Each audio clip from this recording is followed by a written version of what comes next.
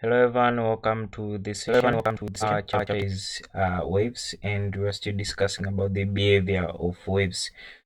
So far in our previous video, we enlisted them and we started discussing about one kind of behavior of waves, that is the refraction.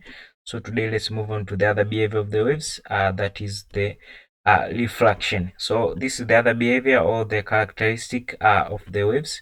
Refraction, by meaning this is the change in the direction of propagation of a wave due to change in its transmission medium. So refraction, this is the behavior of waves whereby it occurs as the direction of propagation of a wave is changed due to the change in its transmission medium. So when the wave is traveling through different kinds of medium, so there is kinds of change of direction of propagation of that kind of a wave due to those changes of the transmitting medium. The phenomena is explained by the conservation of energy and the conservation of momentum. So the phenomena, this refraction, how it occurs, it is explained by the conservation of energy and the conservation of momentum. Uh, Due to change of medium, the phase velocity of the wave is changed, but its frequency remains constant. So what happens in refraction is that when there is change of medium, the phase velocity of the wave is simply changed, but its frequency it remains constant. So what changes is the phase velocity, but the frequency just remains the same. It does not change. This is most commonly observed when a wave passes simply from one medium to another at an angle other than 0 degrees from the normal. So that is how refraction it is observed. Reflection of light, this is the most commonly observed phenomena, but any type of wave can reflect when it refracts with the medium. For example, when sound waves pass from one medium into another, or when water waves move into water of a different depth. So refraction it is observed, but the reflection of the light is the one that is most commonly observed.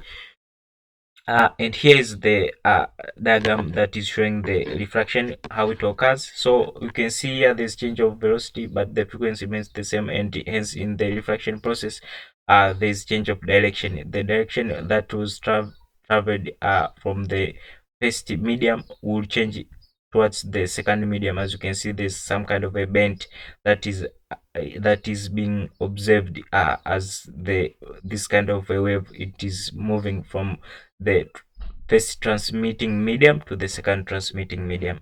So that's what is refraction. Now when you're talking about refraction, we hereby discuss about the Snell's law.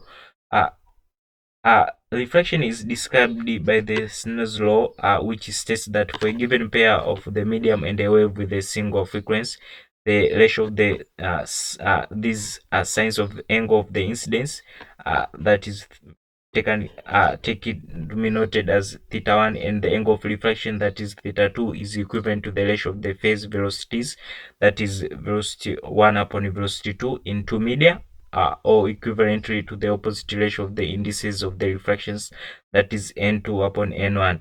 So this Snell's law just explains the relationship for a given kind of pair of a medium and a wave with a single frequency. Just the ratio of the signs of the angle of the incidence and the angle of the refraction is just equivalent to just the ratio of the velocities in the two medium, or equivalent to the opposite ratio of the indices of the refraction. So you can describe this Snell's law by that kind of a way when you're talking about this behavior for waves, that is the refraction. And here is how you can be observed or demonstrated or shown mathematically. Sine theta 1 upon sine theta 2 equals to v1 upon v2 equals to n2 over n2, n1 over n2. That is the indices of the refraction, that is of the opposite ratios, talking about the n1 and the n2. Hope that's clear. Now let's talk about the refractive index. Refractive index, or the index of refraction of an optimal medium, is the dimensionless number that it describes how light or any other radiation propagates through that medium. So refractive index can either define it as the dimensionless number that the one that describes maybe how light or any other radiation it propagates through that given medium. Uh, Now let's move on to the other part, refraction of a light ray. A refractive index, it determines how much light is bent or refracted when entering a medium. So that is the crucial use of the refractive index. Yes, it determines how much light is bent or refracted when entering a material. So refractive index, it simply shows the amount of the refraction that is occurring through the medium. Uh, there is a historical first use of the refractive indices, and it is described by the Snell's law of refraction. N1, that is sine theta 1 equals to n2 sine theta 2. I'm trying to describe this refractive index as using the n1 and n2 respectively, where theta 1 and theta 2 are the angles of the indices, and the refraction respective of ray crossing the interface between two media with the refractive indices n1 and n2. So that's how it is when talking about the refractive indexes and relating to the Snell's law of refraction. Now, the refractive indices also, they determine the amount of light that is reflected when reaching the interface, as well as the critical angle for the total internal reflection and the Bose angle. So refractive indexes, they also show or demonstrate or just uh, describe the amount of light that is reflected when it has reached the interface, as well as the critical angle for the total internal reflection and the Bose angle.